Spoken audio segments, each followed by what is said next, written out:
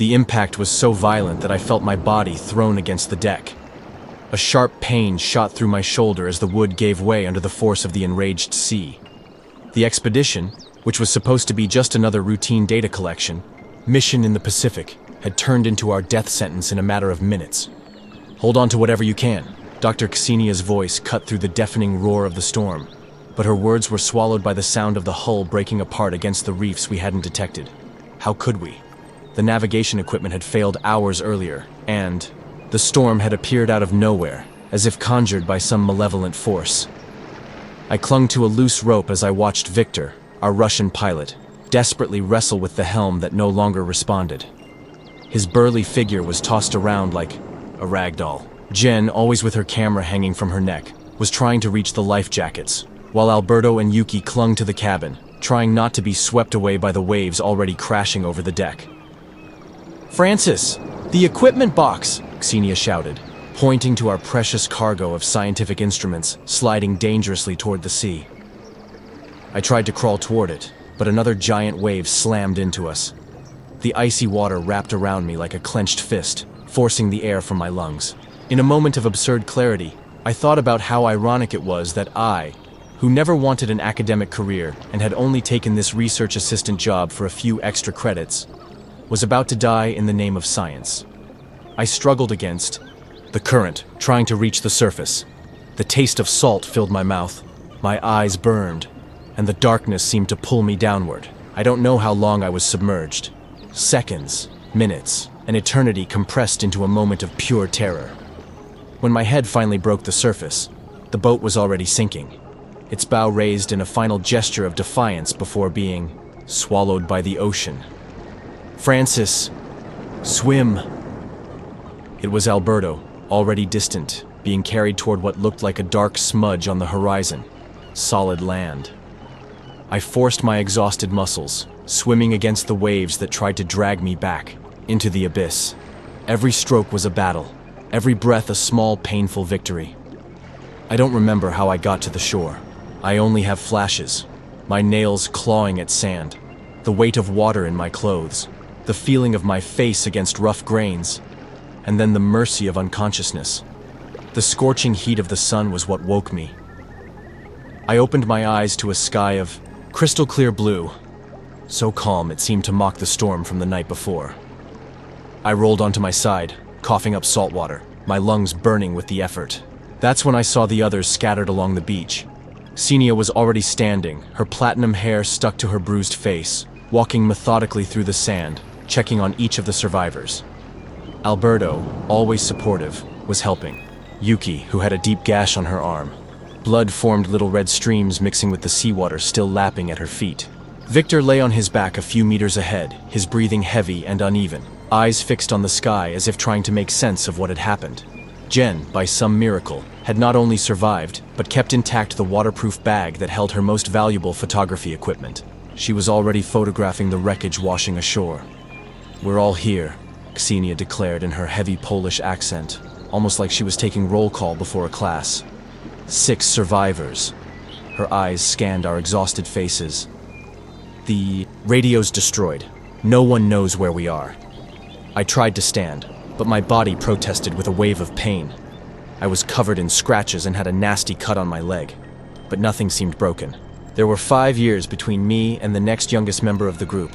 Alberto was 30, while I had just turned 25. In that moment, the age gap felt immense. They were seasoned researchers. I was just an assistant, supposed to be organizing notes and serving coffee.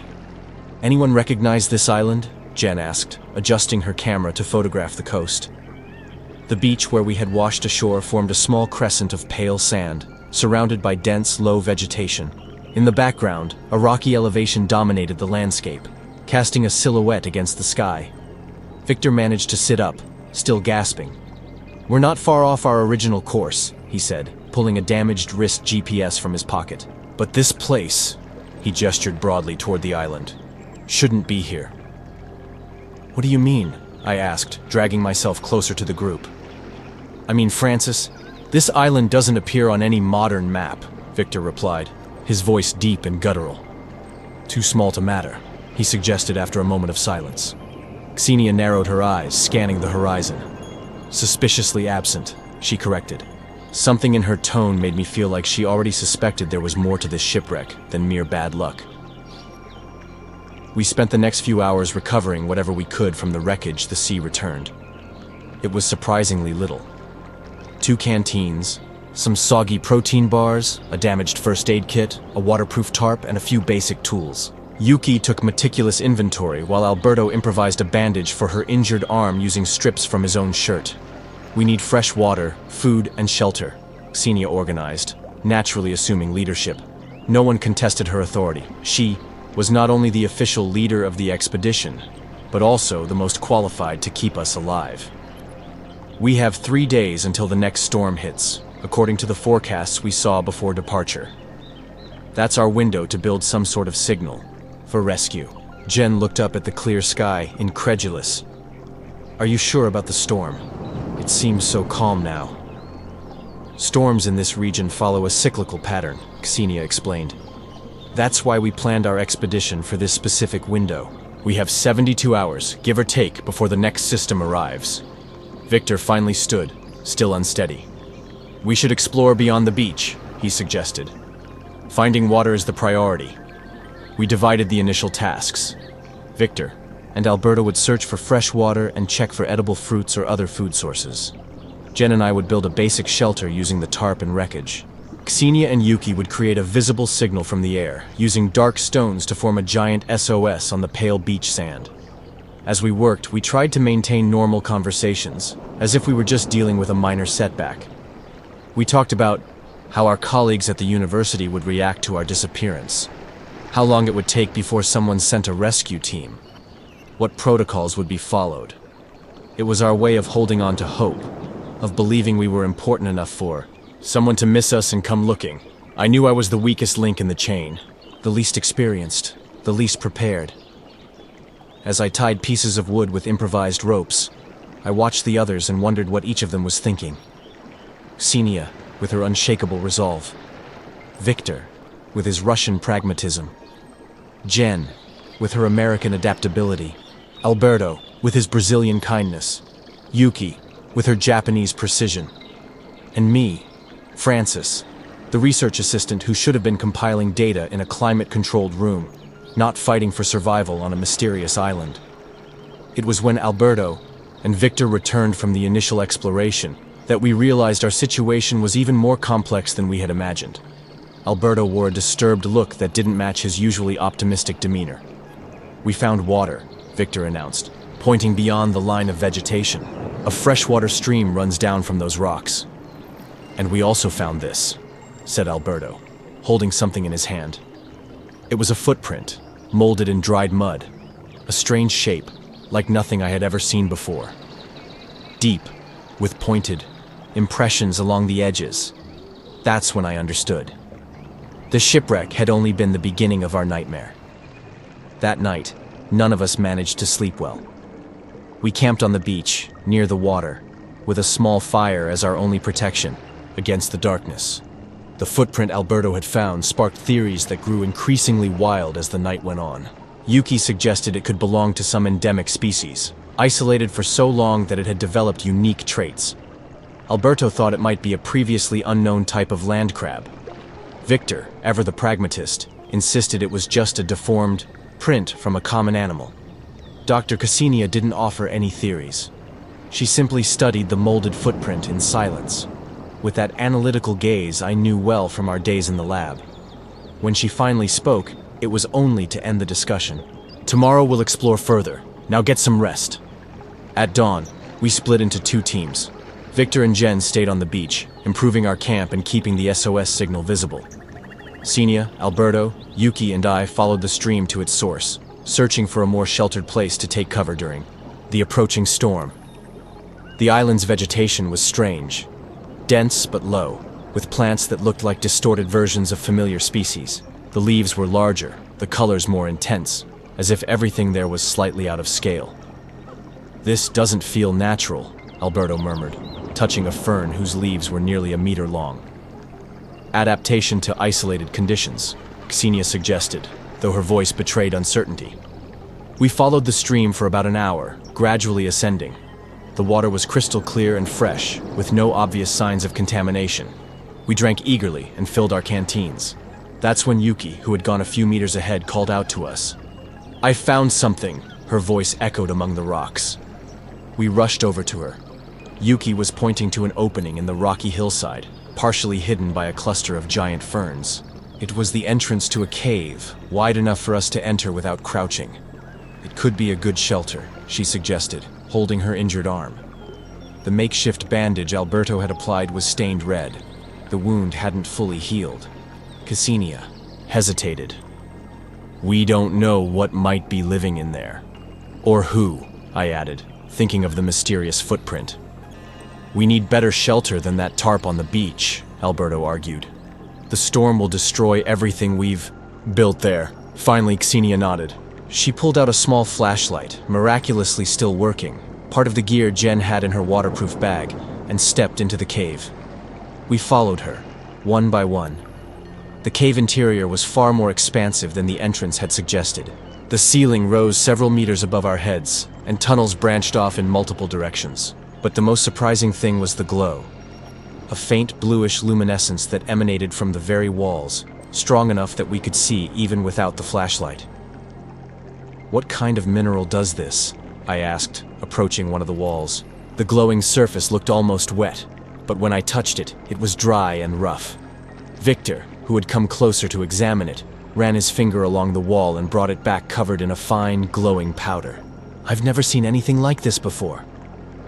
"This isn't natural," Ksenia murmured, her face tense in the blue light. As a marine pollution expert, she had an eye for things that didn't belong in the natural environment. Something in her expression made my stomach clench. We decided to explore one of the main tunnels, marking our path with small piles of stones to avoid getting lost. The tunnel sloped gently downward, widening in some spots and narrowing in others. The luminescence grew stronger the deeper we went, creating a surreal atmosphere, like we were walking at the bottom of the ocean. It was about 10 minutes in when we heard it for the first time. A strange noise. A series of dry clicks, followed by a heavy scraping, like something large moving over stone. We froze, completely still, listening. The sound was coming from farther down the tunnel. "It could be water," Alberto whispered. "Some kind of underground spring." But we knew it wasn't water. It was alive. Something big. Ksenia signaled for us to slowly back away. We began to move, step by step, trying not to make a sound. That's when the flashlight beam caught movement ahead. Something emerging from around the bend in the tunnel. At first, we saw only the claw. Huge, dark red with black spots, articulating in the air as if sensing our presence. The claw alone was bigger than my head. Then the rest of the body emerged from the darkness, and our minds struggled to process what we were seeing. It was a crab, no doubt, but a crab unlike any we had ever seen or imagined. Its exoskeleton was a dull red with sickly black blotches, and the entire shell was dotted with points emitting the same bluish glow as the cave walls. Its articulated legs moved with terrifying agility for something so large. And it was large, bigger than a compact car, its shell rising nearly 5 feet off the ground. For a moment of pure terror, we stood frozen, unable to believe our eyes. Victor was the first to react. "Run!" he shouted, shoving Yuki and Alberto. "Back!" That movement seemed to awaken the creature. Its claws snapped shut with a deafening crack, and it lunged toward us with alarming speed. We turned and ran down the tunnel, desperate, knocking over our stone markers, tripping over each other in panic. The crab chased us, its legs slamming against the rock, its claws snapping through the air. We reached a fork and hesitated for a split second, long enough for Victor, who was farther behind, to be caught. I heard his cry of pain as the claw clamped around his leg. He fell, grabbing onto a protrusion in the wall. "Go!" he shouted. "I'll distract it! Victor, no!" Ksenia tried to turn back, but Alberto held her. "It's too late," he shouted. "We have to get out of here." The last thing I saw of Victor was him kicking the creature's shell with his free leg, buying us time as we picked a tunnel. His sacrifice allowed the remaining 4 of us to find our way back to the cave entrance, emerging into the sunlight, breathless and in shock. We ran all the way to the beach, where Jen was horrified by our condition and the news of Victor's death. During the entire run, I kept expecting to feel the cold touch of a giant claw on my back. When we finally stopped, exhausted on the beach's sand, the count was grim. There were only 5 of us now. That first night without Victor, gathered around a larger fire farther from the tree line, Ksenia shared her theory. There were nuclear tests in this part of the Pacific back in the 50s. Unofficial. Secret. But that would be public knowledge by now, Jen argued. Not necessarily, Ksenia replied, her eyes reflecting the fire. Many tests were covered up, especially the ones that went wrong. This island was probably contaminated, and the crabs evolved in isolation, exposed to radiation for generations. That would explain why the island isn't on any maps, Alberto added. Someone doesn't want it found. But how did they get so big? I asked, still trembling from the memory of that impossible creature. No arthropod can reach that size. Physics wouldn't allow it. Its own exoskeleton, radiation alters DNA, causes mutations, Alberto explained. In an isolated ecosystem with no natural predators. Who knows what could evolve here over decades? But that thing wasn't just big, Yuki insisted. It was different. Did you see those glowing spots? The way it moved? That wasn't natural. We fell silent, each of us lost in our own dark thoughts. The fire crackled, casting shadows that danced across the sand. That's when we heard the scream. Jen, who had been standing watch a few meters ahead, was pointing toward the tree line. At first, we saw nothing but shadows and the gentle movement of low plants in the night breeze. Then we saw them. Massive silhouettes moving in the darkness, the occasional blue glimmer of their shells betraying their presence. The crabs had followed us to the beach. They were watching us, learning about us. They were hunting us. That night, we didn't sleep. We kept the fire burning high and stood back to back, watching the tree line, counting the hours until dawn. When the first rays of sunlight touched the island, the creatures retreated, vanishing into the dense vegetation. It seemed they didn't like direct sunlight, a small advantage we could use. We need to build a raft, Ksenia declared once. The sun was high. Use the daylight hours to prepare our escape. What about the other ship? Jen asked. Shouldn't they be looking for us? Yes, but who knows how long that'll take? The island isn't on any maps. They could be searching in the wrong place, Ksenia replied. Our best chance is to try to reach the commercial shipping routes east of here. So began our second day on the island.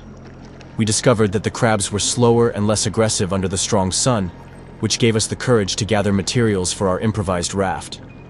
We cut down thin tree trunks from the edge of the forest and wove vines to bind them together. Alberto, who had grown up near the Amazon River, had some experience with rudimentary boat construction and guided us through the process. We were missing critical tools, the emergency axe and the machete we had dropped in the cave when we fled. Without them, our progress was painfully slow, and the cuts we made were rough, creating a raft that looked far too fragile to face the open sea. That's when Ksenia made a decision that changed everything. We need to go back to the cave to retrieve our tools. Go back there? Jen asked, incredulous. After what happened to Victor? We were all exhausted, working on the raft under the merciless afternoon sun. Ksenia's proposal hit us like a bucket of ice water. We don't have a choice, she replied, wiping the sweat from her forehead. This raft won't hold up even for the first few meters with these makeshift bindings. We need the axe and the machete. I'll go with you, I heard myself say, surprising even myself. Maybe it was guilt for not helping Victor. Or maybe I just wanted to prove I wasn't just a useless academic. Whatever the reason, my offer hung in the air for a moment before Ksenia nodded. The rest of you stay here, she decided. Keep working on the raft. If we're not back by sunset. She didn't finish the sentence. She didn't have to. We waited until the sun was at its peak, when the crabs seemed less active, and armed ourselves with whatever we could find. Sharp, wooden sticks as improvised spears, and one of Jen's cameras, which had a powerful flash that could disorient the creatures if needed. Alberto hugged us before we left. Come back, was all he said, his voice thick with emotion. Yuki looked like she wanted to say something, but only nodded gravely. Jen took a picture of us, For documentation, she said, but I saw the fear in her eyes. We followed the same path along the stream, moving quietly, stopping at every suspicious sound. The cave entrance looked even more intimidating in the daylight, a dark mouth swallowing the sunlight. Before we entered, Xenia explained the plan. We go straight to where we dropped the tools, near the first fork. We don't explore, we don't make noise, we don't split up. Got it, Francis? I nodded, swallowing hard, and followed her into the bluish darkness. The cave interior felt different this time, quieter, as if it were watching us, waiting. We followed the exact path we had taken the day before, now more cautiously, every step calculated. The glow from the walls guided us, eliminating the need for a flashlight. There, Xenia whispered, pointing to the axe lying near a rock. Ledge. Beside it was the machete, its blade reflecting the blue light. But there was something else too, a dark stain on the ground. Victor's blood. We picked up the tools in silence, avoiding looking at the stain. That's when we heard a scraping sound coming from deeper in the cave. We froze, barely daring to breathe. Let's go, Xenia murmured, slowly backing toward the exit. The sound came again, closer this time, and then another, from a different direction. There's more than one, I whispered, my heart pounding against my ribs. At that moment, a giant crab emerged from a side tunnel, its claws snapping in the air. It was smaller than the one that had attacked Victor, but still monstrous. Without hesitation, Xenia hurled a rock against the opposite wall. The noise echoed through the cave, confusing the creature just long enough for us to dart down a side. "Tunnel! This isn't the way back!" I warned as we ran. "We have no choice," she replied, panting. "More are coming through the main tunnel." The tunnel we chose led deeper into the mountain, narrowing at points until we had to squeeze through. The luminescence here was more intense, almost pulsing. The sounds of pursuit seemed to fade, but we didn't dare stop. Eventually, the tunnel opened into a vast chamber, so large that the blue light didn't reach the ceiling. And what we saw there nearly made me faint. Hundreds, maybe thousands of giant crabs in a natural pit, piled into a pulsating mass of claws and legs. They came in all sizes, from plate-size to monsters like the one that had killed Victor, and in the center, something even bigger. A specimen the size of a truck, its shell covered in barnacles and algae, as if it had emerged from the ocean depths. Around this creature, the other crabs moved in almost ritualistic patterns, bringing pieces of... I didn't want to think about what they were carrying. "It's a colony," Xenia whispered, pulling me behind a rock formation. "And that big one in the center. A queen," I finished, recalling documentaries about social insects. "We have to get out of here," she said, her eyes scanning the chamber for an exit. There were openings on the other side, small tunnels that might lead us away from this nightmare. We moved silently along the edge of the chamber, staying in the shadows.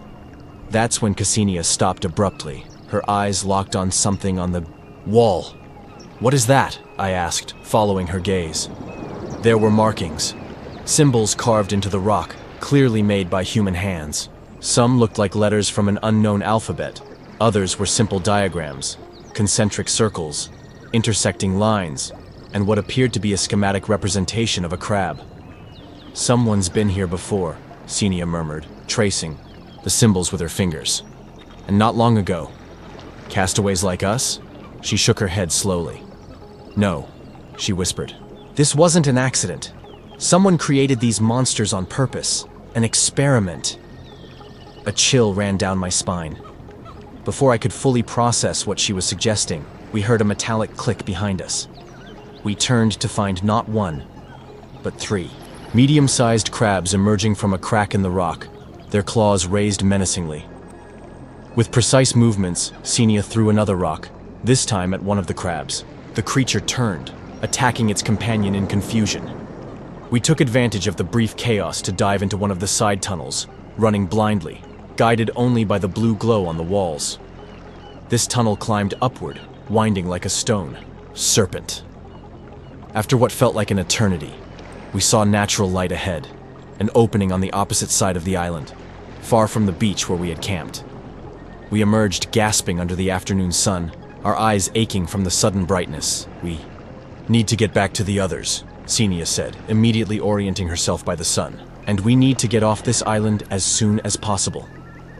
As we hurried through a more open area of vegetation, Xenia shared her suspicions.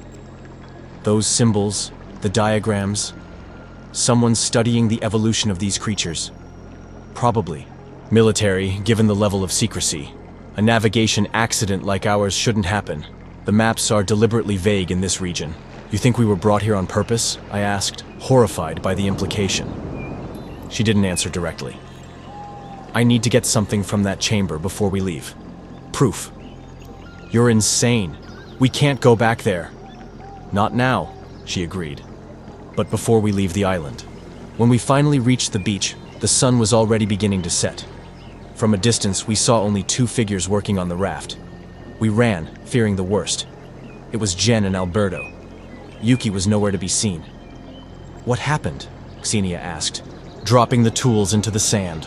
Alberto, his face pale and stricken, pointed to bloodstains on the sand. "They came during the day. I never thought they'd come with the sun high.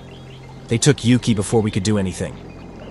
Jen was silent, in shock, her hands mechanically braiding vines for the raft. "How much more do we need to finish?" Xenia asked after a moment of silence for our lost companion. "With the tools, a few hours," Alberto replied. "But the storm is coming." He pointed toward the horizon, where dark clouds were already gathering, promising the downpour Xenia had predicted. We worked feverishly through the rest of the afternoon and into the evening, taking turns keeping watch. The crabs didn't show themselves, but we could feel their presence, watching us from the vegetation. The raft took shape under our desperate hands. It wasn't pretty, but it seemed sturdy enough to hold 4 people, and maybe carry us to a shipping lane. That's when Xenia pulled me aside. "I need your help with something before we leave," she said in a low voice. "We have to go back to that chamber." "What?" "No! That's suicide." "Listen, Francis," she said, gripping my shoulders tightly. "What's happening on this island can't be allowed to continue. Those creatures, the experiments, someone is playing dangerously with nature. We need evidence to take to the outside world." I looked into her eyes and saw ironclad resolve. There was no talking her out of it. "What do you want to do?" I finally asked. "To trigger a landslide to block the main entrance of the cave, where the queen is. Then, we use the rest of our supplies to make a fire signal that can be seen from the air." The plan was bold and dangerous. We used the emergency fuel Jen carried in her waterproof bag, a small torch and a flask of alcohol, to create a controlled explosion on the slope above the main cave. Xenia knew enough about geological structures to identify where the pressure might cause a collapse. The explosion wasn't large, but the noise echoed across the silent island. Almost immediately, we heard the sound of claws snapping and heavy legs moving through the undergrowth. The crabs emerged, furious, dozens of them converging on the landslide site. We ran back to the beach as rocks and dirt blocked the cave's main entrance. It wouldn't be enough to kill them, but it would slow them down and, more importantly, temporarily trap the queen, who seemed to be the colony's center. When we reached the beach, the rain had already begun to fall, the first signs of the approaching storm. Alberto and Jen were already pushing the raft into the water. "Now!" shouted Xenia, and we lit our last hope. A massive fire on the beach, fed with anything we could burn, protected from the rain by a makeshift shelter of large leaves. The fire sent up a column of smoke, visible even through the increasingly heavy rain. The crabs, agitated by the explosion and the fire, surrounded us at a distance, their monstrous silhouettes visible through the curtain of rain. We were trapped between them and the rough sea. As the storm intensified, it became clear that our raft wouldn't survive the massive waves forming offshore. We were stuck. It was Jen who saw it first, blinking lights in the dark, stormy sky. A helicopter cutting through the rain, its spotlight sweeping over the island. "Someone found us!" Alberto shouted, waving frantically. "Or someone came to check on the explosion," Xenia corrected, her face grim under the falling rain. The helicopter circled once, then began to descend, landing on the flattest part of the beach. It bore no visible identification, no logo, no flag, just a matte gray color. 2 men in dark uniforms emerged, carrying automatic weapons. They froze when they saw the crabs retreating under the helicopter's intense lights. "Come on, hurry!" one of them shouted in English, motioning for us. We ran to the helicopter, the rotor's wind pushing back the rain as the three of us who had survived looked one last time at the island that had almost become our grave. An island that appeared on no map, but one I would never forget. As we lifted off, I noticed Ksenia looking back at the crabs retreating into the depths of the island. There was something in her eyes, not relief, but resolve. She was gripping a small box I hadn't seen before. "What's that?" I asked as we buckled into our seats. "Evidence," she said simply, tucking the box into her soaked coat. "Samples and records I found when we went back to the cave. The world needs to know." The helicopter rose, leaving behind the island, the monstrous crabs, and the bodies of our companions. As we flew away, I saw one of the uniformed men speak into a radio. I couldn't hear what he said over the roar of the rotors, but the look he gave Ksenia's box made me shiver. Something told me our story was far from over. As I watched the island disappear into the storm, I thought of Victor, Yuki, and the crabs that shouldn't exist. I thought of the symbols on the cave walls and the unwavering determination in Ksenia's eyes. On that nameless island, we buried more than our friends. We buried our innocence and our trust in the neat, explainable world of conventional science. What emerged from that experience was something new, a drive to expose the truth, no matter how monstrous it might be. And as the helicopter sliced through the storm into the unknown, one thing became clear in my heart. Those monsters had been created by men, and it would be up to men to ensure they never escaped that island forsaken by God.